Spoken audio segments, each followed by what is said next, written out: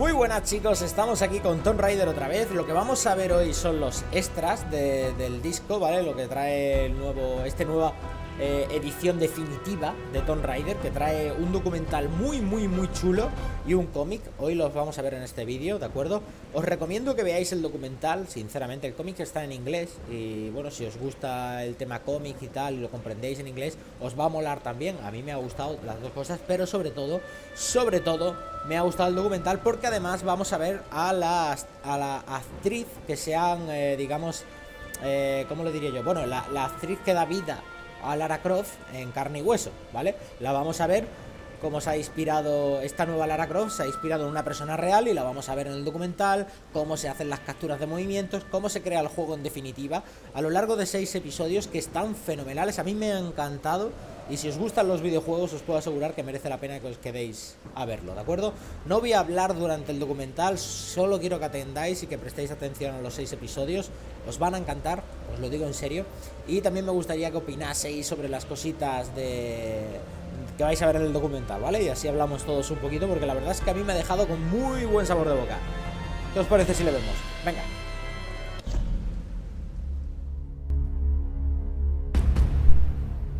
Hey everybody, Zachary Levi here, just outside of San Francisco, California, at world-class development studio Crystal Dynamics, whose current project is the reimagining of the Tomb Raider franchise.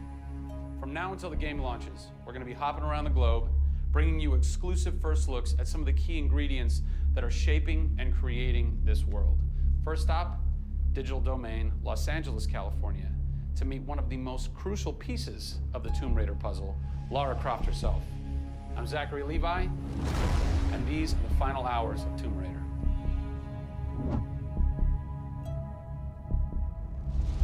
Digital Domain.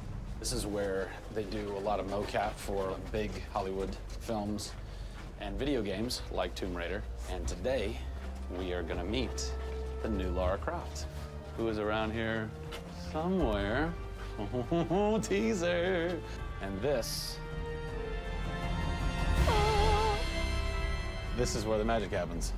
I think that might be the new Lara Croft. That's the new Lara Croft.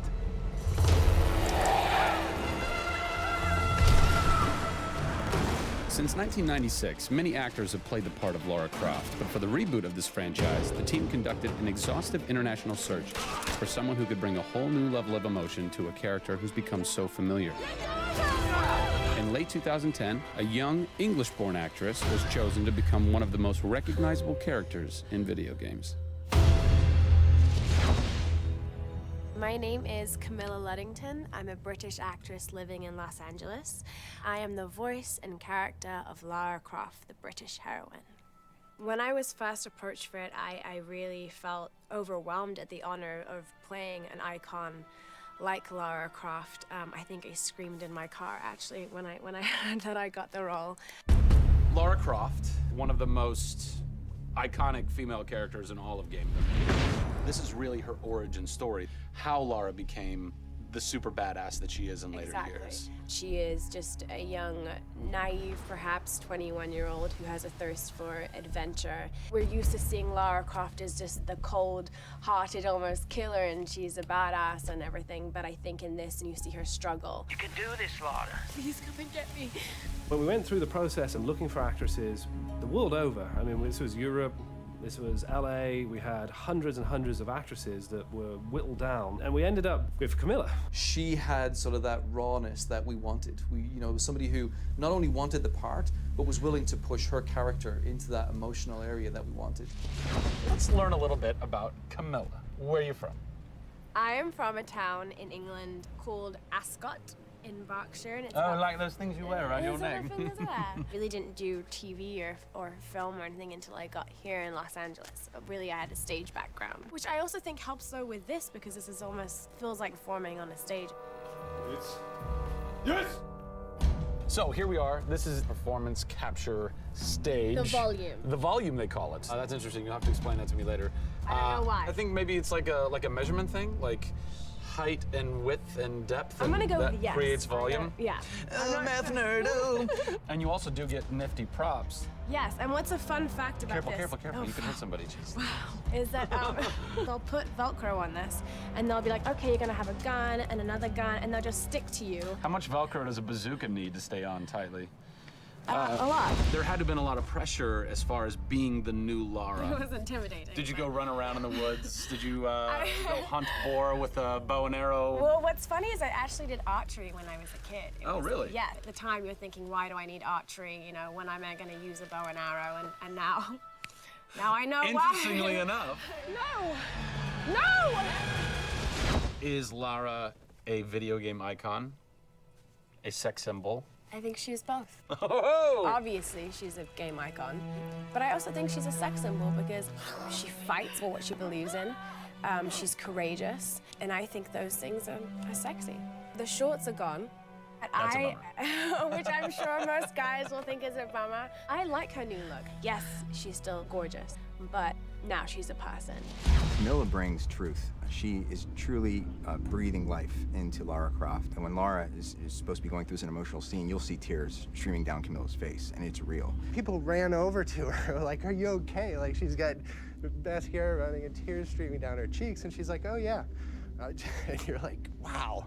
When I got this role at first, I did not even know that I would be crying so much. I just thought I'd be kicking butt. That was the Lara that I thought I'd gotten myself into. This was some of the most emotionally and physically draining work that I'd ever done.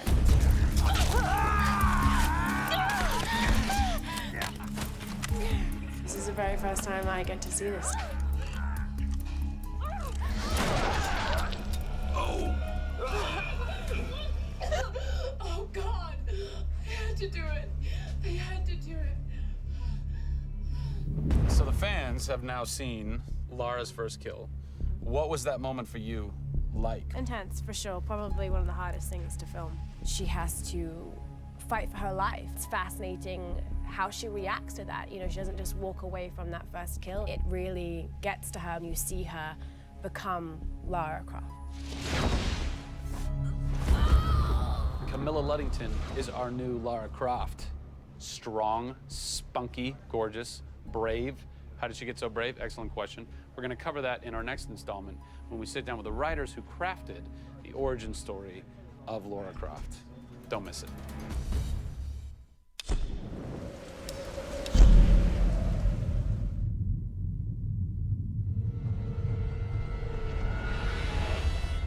Hey everybody, Zachary Levi here in downtown San Diego at Comic-Con, more specifically at Nerd HQ, which is the epicenter of all things Tomb Raider.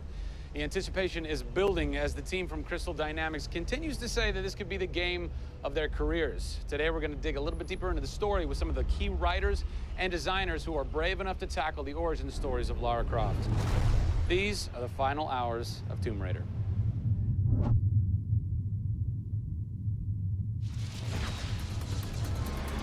We're in downtown San Diego. We're at Nerd HQ.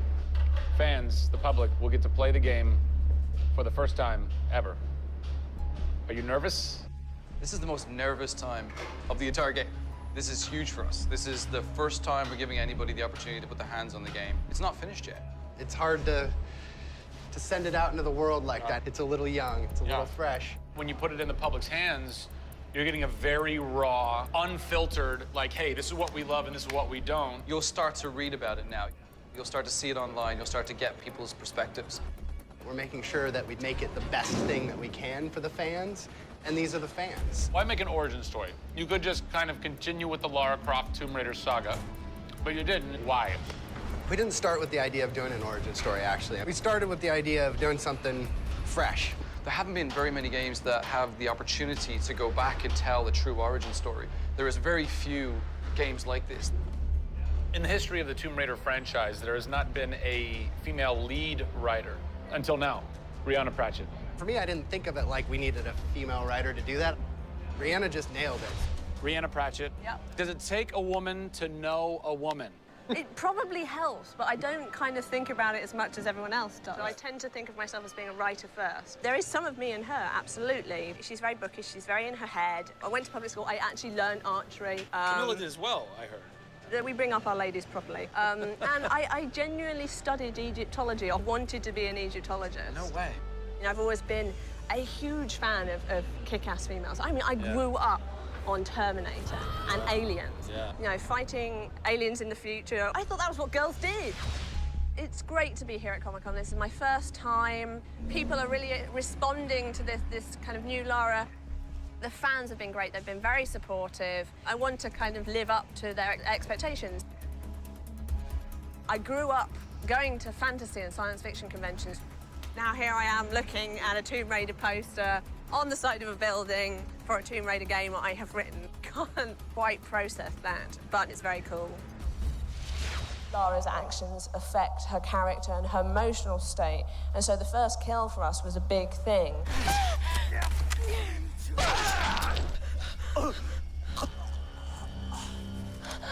It's not comfortable to watch, and it shouldn't be. Oh, God! And it is about picking yourself up, despite the fact that you're scared. You can't have bravery without fear.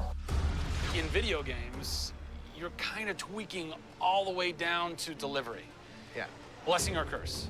Games development can be quite harsh on narrative. You know, you can lose levels or characters. You have to be amazingly flexible. When is the script finally finished? You get insight when you see it through your audience's eyes. Yeah. So once the story gets to a point where we can start sharing with people, where we can start putting it on the screen, then we start to understand, are people getting from it what we want them to get from it? The feedback is that it's really fulfilling our primary goals of delivering a story that introduces people to a Lara Croft, but also just takes them on an amazing adventure.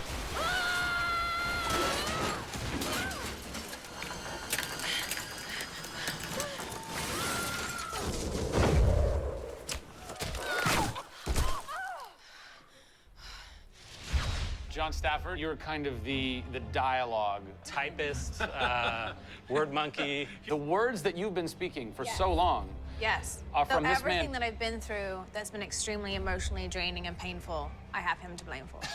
So we'll have words later about it. What were the challenges stepping into the heart and mind of a character like Lara Croft, who we've known for quite some time? Yes. Players' expectation is. You want to just jump right in, guns blazing? Controller, I'm awesome. I'm awesome. We want that. That's what video games basically allow gamers right? to feel. I am awesome. Challenge for me is to show her vulnerable. We're shipwrecked on an island inside the Dragon's Triangle. Still have a very playable game, but also show real emotional character. It's very difficult to do that in game. Please come and get me. You can do this, Lara. When you have really extreme circumstances, you have really extreme emotions. What the hell? Can't hide from me, outsider.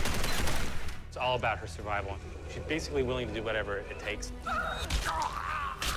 There's people trying to kill you. Things are really extreme. Listen, I'm gonna get you out of there. I promise. I promise. I didn't want any lines to sound gamey. There was a good collaboration of making sure that really that didn't happen. That's very difficult writing. How do you write a line that isn't just like, I should go there? Yeah. Yeah. That's... I bet there's something hidden in that crate. I want you to love this game in a way that really feels like the first time you played it, but do it in a way that people have never seen before. For me, it's crazy not to look at this as an opportunity to really start that dialogue. This is a game of our careers. This truly is the first time to sort of say, okay, this is it. Well, now that we know a bit more about what it takes to reimagine an icon from the ground up, we're headed east to go behind the sounds of Lara's journey. A journey that is heightened and shaped by cinematic score and sound design. I hope to see you on the next episode when we talk to who's behind what we're hearing in Tomb Raider.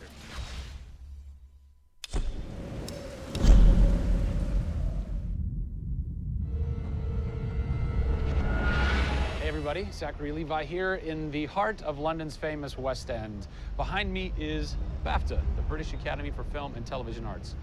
Why are we here? Excellent question. For starters, Tomb Raider, the series, has garnered a lot of love and accolade from BAFTA over the years.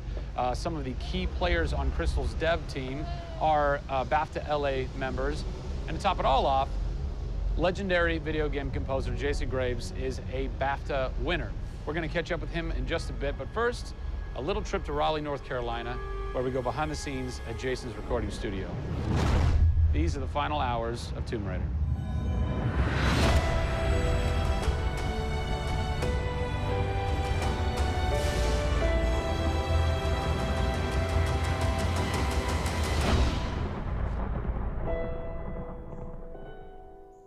First thing we did was the theme. There have been many composers in the games or the films, but they've always used the original theme. They said, we want to start with a clean slate, new theme. I did it on piano, very simple. I was really scared just to send it because I'm like, I don't know, I think this really works, I think I like it. We ended up taking that exact theme. The first demo I sent was on the first trailer. That exact same arrangement.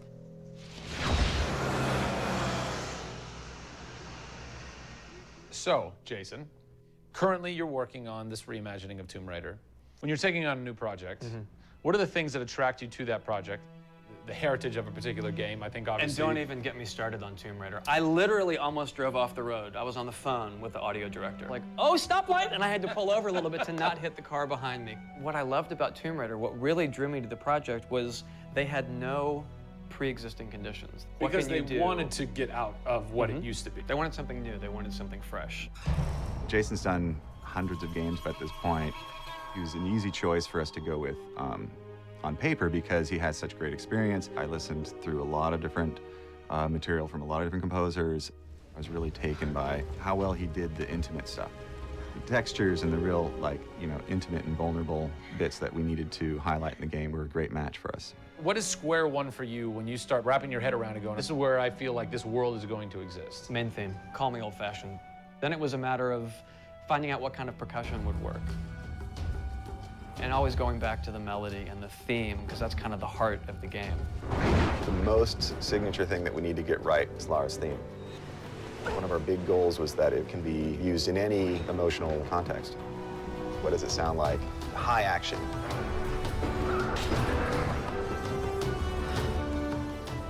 What does it sound like when she's in pain? For music, the gameplay and the concept art, especially with the scavengers and kind of the shanty town, corrugated metal, how everything's kind of this amalgam of different stuff that they found on the island. It's like, that's what I want the music to sound like. The bad guys are playing the music now. Alex said something like, it'd be really cool to have something, you know, chains on a metal board or like you're banging a metal fence. 2 weeks later, Jason calls me up and he's like, so this guy who's like the sculptor who lives right around the corner from me, I was talking to him about the idea of creating an instrument. And I'm like, that sounds completely insane. We have to do that. Tackling the score to one of the most iconic franchises in the world brought a unique challenge. How best to capture the emotional timbre of the characters and island in music? People, I give you the instrument.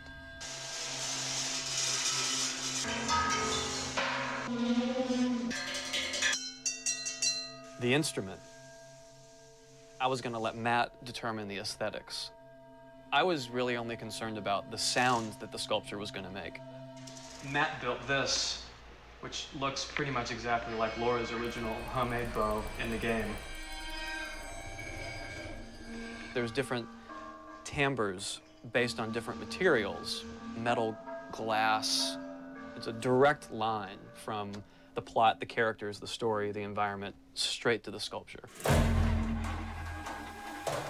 We always wanted the island to have that character in itself. Creating an instrument gave it this unique identity. It's got a voice. Yeah. The very beginning of the game is nothing but the instrument.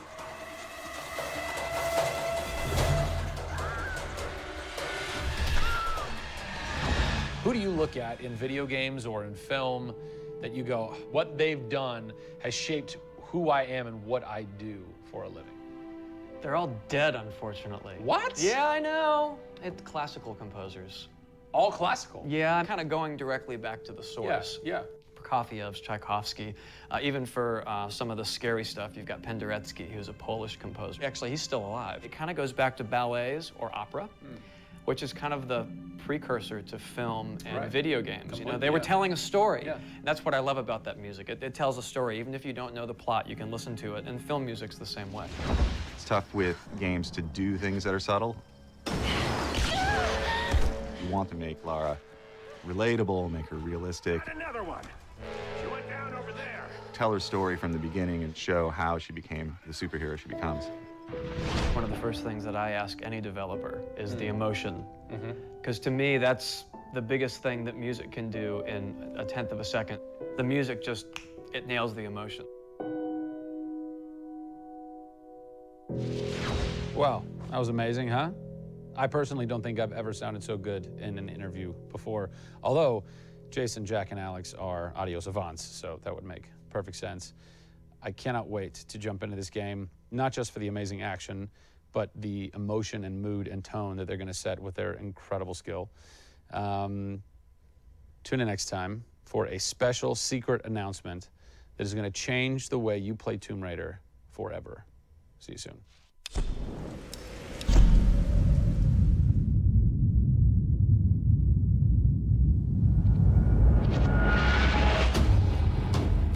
Hey everybody, Zachary Levi here. Over the last few months, we've brought you exclusive behind-the-scenes looks at the final hours of development of Tomb Raider. You've seen Camilla recording her last few lines, Rihanna musing her last few words, and Jason completing the last few notes of the score. As those key pieces lock into place, it's time to reveal one of the last portions of the game, and a team that's been shrouded in secrecy for 2 years. We're here in the beautiful and freezing Montreal, Canada, to bring you the final hours of Tomb Raider Multiplayer Edition. These are the final hours of Tomb Raider. Welcome to yet another world-class studio in the Square Enix portfolio, Eidos Montreal, home of the multi-award-winning game Deus Ex. Locked away in one of the far corners of the studio is a team of experienced, passionate professionals who have been specially brought together to create the first ever multiplayer component to the Tomb Raider universe. Let's meet the team behind the vision, direction, and decisions, and hopefully get a chance to play a few rounds. Here we are at Eidos Montreal. Before we get into why we're here, Carl, you now have an amazing stash, my friend. What is the impetus behind this? As a studio, we've been participating in Movember. A good friend of mine, JJ Owens, works for Movember in LA. And we set up the gaming challenge, and we brought studios from all around the world together. I think so far we've raised somewhere in the region of $140,000, $150,000. Well done. Been a big success, although my wife doesn't necessarily always approve. She hates it? Oh, my wife wakes up in the No. She morning. says that she hates it. She secretly loves it. What were some of the factors that led to a multiplayer facet to this new Tomb Raider? When we started developing sort of our vision for reimagining Tomb Raider, on paper, it was all about single player. And as we started to build that world out, we had the island, we had the Solari and the scavengers. We started to realize that we had this canvas. Great warring factions, great landscapes. Yeah, we had all these really awesome places where it was all about traversal and single player. When we started looking at that, we thought, wow, well, what about multiplayer? Part of the genesis of that was Lara Croft and the Guardian of Light that kind of cracked open a door to lead you guys into the multiplayer into here at Eidos Montreal. Guardian of Light was a downloadable, a smaller scale project, and that allowed us to sort of take the risks that we wouldn't necessarily take on a full-blown project. Guardian of Light was our Pixar short. It's the idea that whilst you're building your big project, you're always thinking about that next thing, but also allowed us to be able to start understanding co-oping and networking. It was a game that actually brought Tomb Raider fans together for one of the very first times. You hear them in their ear and they were having fun. And as a result of that, that led to us thinking about multiplayer. Hopefully our single-player experience we're delivering is a very sort of single-player, solitary, immersive type of experience. But at the same time, we believed tomb raiding together with friends would be fun. Tomb raiding, I think that's the first time I've ever heard that term. I like that. It's fun. You know, axe climbing and zip lining and the traversal that we get in there and the traps. For me, it was very sad to have that catch-22 of it would be great to do this in multiplayer, but we just can't split our resources like that. And that's how Eidos Montreal came about. We had staffed up our team to develop a single player. Everybody was gelling together really well, and it wasn't something that we wanted to just bolt on. We always said if we were going to do it, we're going to do it right. If you could have a fan play the multiplayer for the first time, what do you want them saying? For me, they're kind of different moods. It's not like I do one or the other. It's kind of like sometimes I turn down the lights and just play that single player experience. And other times I want to just jump in and have fun and start killing fools. Joe Curry, producer of multiplayer on Tomb Raider. It's the first time Tomb Raider has ever incorporated multiplayer. Yeah. And you're in charge of that. Yeah. What's running through your mind when you get that call? Well, first off, exciting. right? I mean, we're all huge fans of Tomb Raider on the team. I mean, we grew up with Lara Croft. But when we spoke to Crystal, like, we want to do multiplayer, and we're thinking, how do you do that? It's always been Lara's story. You've been in charge of creating the first ever Lara Croft Tomb Raider. No pressure. Multiplayer. No pressure, Zach. Thank you. What are some of the main pillars that you brought over from the single player to the multiplayer to make those two worlds cohesive? The element that really stuck out was survival. Group surviving together. Right. But then traversal, the ability to go up and down and kind of everywhere in a level. The weapons, you know, the characters. What did you guys have to tweak in order to create an engaging multiplayer experience that wouldn't necessarily work with the pieces that were in play with the single-player experience? One example is the bow. Especially in the reboot, it's so iconic that we had to make it work for multiplayer. You have a certain forgiveness when you play single player. Multiplayer, players expect snappiness. I shoot you, I expect you to go down, or you can just do what I do, which is take out the biggest gun and just run for them and shoot them out. The environment itself can be a threat. The Solari, you know, the guys that are on the island have had a chance to prepare traps.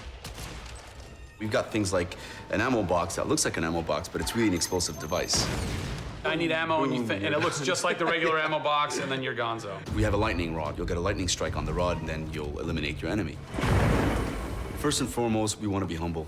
We want players to just have a really memorable experience. I had fun doing this. Do you remember when we set that trap? Moments that the players will come back to and talk about experiences that they've had for themselves, not necessarily the game offering them experiences. Absolutely. So, Joe, behind us we have the QA team, or the quality assurance team. They're a part of the development team. They can tell us what we need to fix and what's working and what's not. When do I get to game test? When do I get to get my hands on the game? Soon. We got a surprise for you first, Zach. So, when I was approached to host the final hours of Tomb Raider, essentially the biggest ask, not even ask, tell that I had was, I want to be in the game. I want to have a cameo, I want to have something. So guess what? Boom! Boom! Boom! I'm a playable character in the multiplayer Tomb Raider. How sick is that, Joe? You and your team are awesome. I can play with myself, virtually. Are we ready? Oh, that burns. You suck. Get those transmitters running. Radio transmitter activated. We're getting off this damn island? We send this thing. Beautiful. I would like to try and kick your butt as me in this map right now. Should we try it? All right. Bring it. Let's do it. It's happening right now. Oh, nice! Was that one of my traps? That was one of your traps. Yeah! These booby traps are really fun. I mean, they're really, really fun. Yeah! Don't worry about it. Just because you made the game and I beat him. As you can see from the people and passion here at Eidos Montreal, this isn't just some add-on. They're devoting themselves to making this an experience in keeping with the feeling of single player. Familiar, yet different. Coming up in the final 2 episodes of our series, we go back to the home of Lara Croft.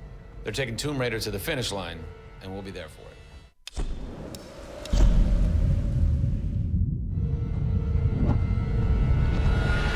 Hey everybody, Zachary Levi here, again for the final time, back full circle in Redwood City. Behind me, inside, critics and fans alike are getting some hands-on experience, an hour's worth of gameplay of pre-release code. Simultaneously, the studio dev team is hard at work crunching, optimizing, and polishing all the last little bits of code for what we will all come to know and love as the new Tomb Raider. It's a culmination of everything, and the clock is ticking. These are the final hours of Tomb Raider.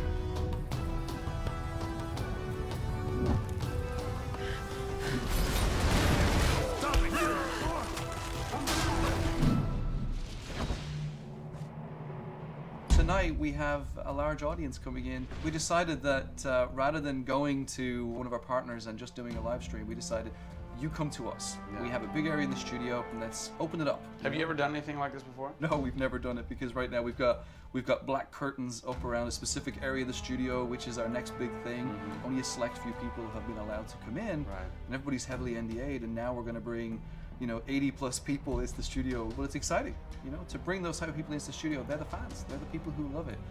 And we want people to be a part of their experience. on one half of the studio, all that is going on like Yeah. crazy. But basically in half the studio, you guys are just pounding, working out every last glitch, every last bug, making sure that it's all just perfect, done and perfect. Exactly. It's for your certs on Friday. Yeah. What happens when a game fails, cert? Then things start getting like, you know, sweaty around here. You know, you're dicing with death right there. We might be missing a release date. That's how big a day this Friday is. Yeah, it's huge. If we submit and they come back and say, hey, there's maybe 35 things that we'd like to change, then as a studio, we'll change them. We'll improve them. Or there's small things that they say, hey, you know, this experience might be better if you just fix this little thing. Then of course the team are literally sitting there waiting for that to happen. And there has been games I've worked on where we've submitted and within 24 hours it would get kicked back and they'd say, hey, you guys are crazy, you shouldn't have submitted it. So there are 80 people in the office right now. You're 4.5 days away from delivering this thing, and they're strewn about. What are they all doing? So we have guys working out of very prioritized hit lists, right? So we say, okay, this is the most egregious thing that we've noticed lately. We'd like for you to focus in on it. What are you guys debugging here? Looking at some menu transitions. Oh yeah, we want to make sure everything feels snappy all the time. Menu transitions. If I had a nickel for every time. One of the toughest things with Lara as a character is her hair. You try to simulate hair in a video game, and it's not always exactly the way it would be in real life. But that's something that's, I think the fans really point that out, and they want Lara to look as good and as believable as possible. So even in the home stretches, we're trying to sweeten it and make you believe it. So I spend a ton of time playing the game. So while everybody else is busting their butts trying to make it work, you're having fun. That's basically what you're saying. There's about 80 people that are all still busily working in this last week before the game goes to cert. Absolutely. One of those groups is called the what group? The OMS group. And what does OMS stand for? OMS is an acronym for Oh My Shit. And what does that mean exactly? When you're into the high octane moment, the only response that we were challenging the team that it could come back with was, I would exclaim, oh my shit, that's awesome, right? Like, I couldn't even cuss properly. It could have been the OMHG, the oh my holy god team. Yeah. But oh my shit, oh my I think shit, it is resonated. sufficient. So many companies focus on the explosions. And we love explosions. I mean, there's plenty of them in the game. But it's also about sometimes that implosion moment, that time where you actually feel like you're part of that. We have an early example in the scavenger den, very early in the game, where the camera is about 6 inches from the back of her head as she's in this claustrophobic moment as the ceiling gets lower and lower and the water gets higher and higher and the torch, you're worried, is it gonna go out? And as you suck in for that moment, if it's resonating with people, as we've seen it resonate here, you actually watch people who are claustrophobic kind of lean back in their chair a little and kind of react, and that's exactly what an OMS team is about.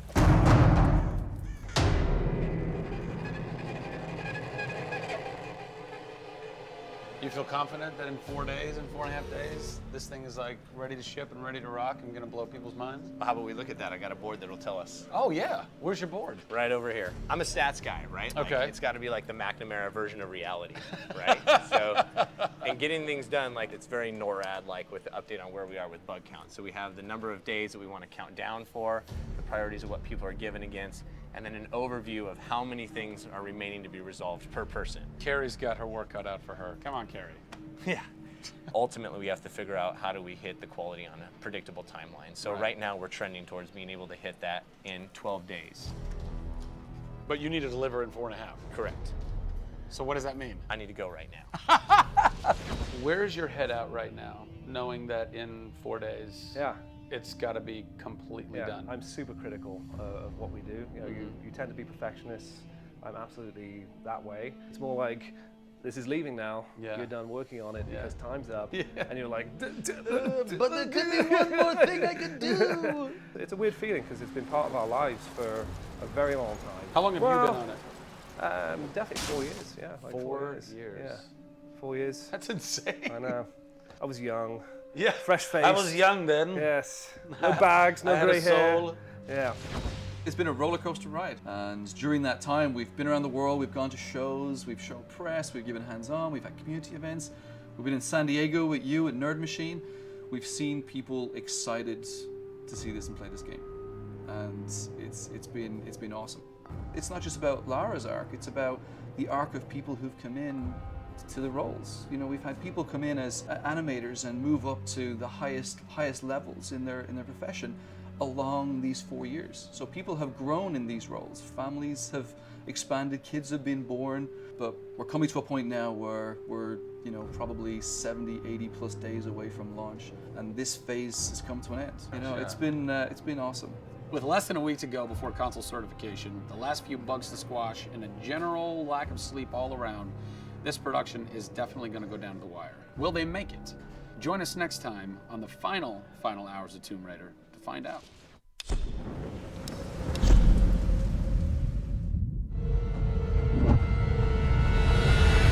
Over the last few months, we've followed the very talented Tomb Raider team through some of the most ambitious and innovative game development the industry has ever seen.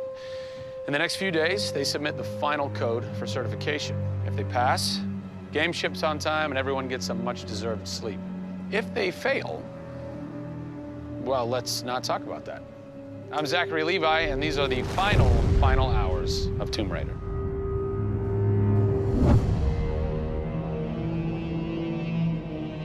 We've been around for 20 years at this point. Oh, wow. In this industry, that's crazy. Yeah. 20 years of games, and many times we've almost not made it, right? Through generation transitions, or you've had ups and downs in terms of games being released. And for us to still be here, making games and being competitive, it's amazing. Is this pretty typical for you guys to be in the last week and really all you've got left are these little bugs to do? Maybe it's a few hundred still left to go. The team's cranking them out. You know, you're play testing it a lot. You're getting QA, quality assurance, to make sure it's clean. You know, stuff's coming in still, as in like, hey, this crazy thing happened here. And simultaneously, IDOS Montreal is doing what you're doing, just with the multiplayer at the same time, because the multiplayer and the single player are being delivered at the same time. Yeah, so it's a big on team. Friday. Everybody's got to come together at the same time, at the same moment, and put pencils down and say they're done. Pencils down. Done. See. We're submitting in 4 days. Let me tell you now, we've had to move Brian Horton. He was art director. He moved over to my department in Brand about a month ago. There was a morning that he woke up and they went, "You've created a beautiful world. Now step aside." So my job is I'm working with a very talented team in the brand to make sure our screenshots are good, to make sure we have covers for magazines, posters, to make sure we have posters. Right. There's a lot of materials, just like in a film. Yeah. Where when a film's done and in the can, you have to sell it to people. You have to let them know what's cool about it. Yeah. Listen, I'm coming to get you. I'm going to get you out of there. I promise, Sam. What's been great about this over the course of the entire process, with you traveling around with us, is that we've been able to bring you the final hours of each of the pieces. Yeah. We've spent probably the last 6 months watching how the music's come to an end and the voice acting has to be done. So each of our episodes up until now has really shown a side of the final hours of that particular person's role in the game. And now everything's come to a head where we're submitting the game this week. The guys are tirelessly working. You know, the guys have literally, at some cases, slept in the studio. Okay, so launch day, let's say you were at March 5th now. Where are you? What are you doing? I'm probably in bed trying to get 12 hours sleep. Because more than likely I would have been at some midnight opening the night before up till very late celebrating. So I'm probably at this time of the day, I'm probably in bed. I think a lot of us won't even know what to do with ourselves. You get so heads down in something, and it's been a part of our lives for years now. And you sort of get to that point where waking up in the morning, you're thinking about the game, and going to bed at night, you're thinking about the game. I'll try to sneak a little time here over the holidays, but then, you know, wait till the dust settles and we really get this in the hands of the consumers before I can really relax, I think. Even though I've played the game so many times, I cannot wait to take the cellophane off that game. Yeah. Pop it in. It's the ritual. retail. Yeah. It's the retail copy. Yeah. And there's something special about that printed disc, putting it into the system, and you're like, this is the same game that I worked on for 3 years plus. And everyone else can have the same experience that I'm going to have right now. Yeah. Of all the taglines, whether they're actual dialogue in the game or marketing lines or whatever, something that would sum up your experience over the last 4 years is a survivor is born. Yeah. A survivor is born in you, a survivor is born in Crystal Dynamics. Yeah. We just wanted to be known as doing top-tier work. There's games I look at and say, I wish I worked on that game. Yeah. Right? Yeah. And I wanted Crystal to be that. And I think that with this one, we're going to do it. Yeah, anybody can make an explosion look beautiful and make a world look phenomenal, but We now move into a period of time where it's about having a connection with something which is much deeper than just saying, I have a controller in my hand and I'm guiding a character around and fighting or solving puzzles. There's a depth in the story that we're trying to tell, which hopefully for us is going to be able to set that structure for the future. Hopefully we've taken the risk and we've been shouting so loud about this that we're actually carving what should be done. Oh, don't do this to me, you northern bastard. Are you excited? You nervous? I'm both excited and nervous, you know, because we've been masters of our own destiny up until this point, and now we're going to continue that right through to launch. And what's great is that from the very first presentation I gave with Daryl about here's the vision of the game, all the way through to the very first game sitting on a shelf on March 5th, we've been there for the ride. We've been on that journey. And then all of a sudden you reach March 5th and you're no longer there's millions of copies of your game out there, and they're in people's hands. And you're thinking, like, how are they playing it? Are they having fun? What are they saying? What are they going to do? As soon as they put the controller down, what's the next thing for them? Do they want to tell people? What do you want their response to be? I hope those people see that the story we've built and the foundation we've built is one that will last a long time. Doing something that's special is just incredibly tough, no matter what it is. You've got to really want it. You have to be passionate. You have to care about it. Everybody realizes that this is the game of their career, and everybody wants to put as much time and energy into this as possible. We have a studio full of passionate people who have put their lives into making this thing happen. This is not just a game that we're just going to ship on March 5th and people will go, great, I've got another game to my credits. This is one where the team are going to look back and go, that was a journey. It's been an honor to be able to work on Tomb Raider, and long may it continue. I see this getting bigger and better over the next few years.